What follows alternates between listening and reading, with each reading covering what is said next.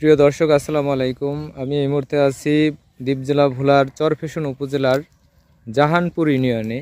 তো এখানে এই ইউনিয়নে মোটামুটি একটু তেল ফসল হিসাবে তিল চাষ করা হয়। তো এক সময় আমাদের দেশে অনেক তিলের চাষ হতো।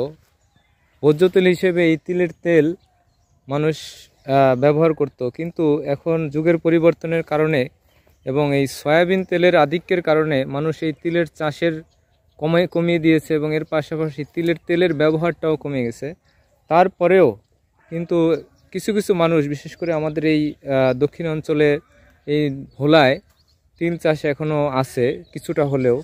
তো এই তিলের তেল কিন্তু অত্যন্ত দামি তেল এবং অনেক পুষ্টিকর একটি তেল, এবং এই তিলের কিন্তু বহুবিধ ব্যবহার আছে।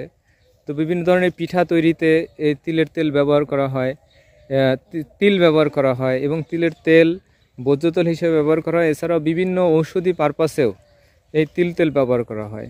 একটা মজার ব্যাপার হলো এই তিলের ফুলে মধু হয়। তো আমরা দেখতে পাচ্ছি এই অনেক মৌমাছি এখানে চলে আসছে।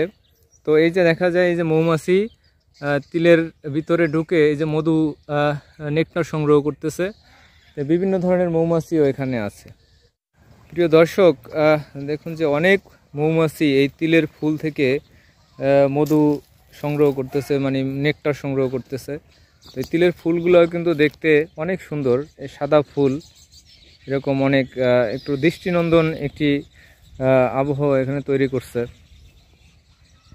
এবং এই তিলের ফলনও খুব ভালো হয়েছে। এদিকে তিলের চাষ কমতেছে, তারপরেও কিছু কিছু মানুষ এখানে ধরে রাখতেছে। তো আপনারা দেখতে পাচ্ছেন এই যে এটি মৌমাছি এই যে এর ভিতরে ঢুকে নেকটার সংগ্রহ করতেছে। তো ধন্যবাদ সবাইকে।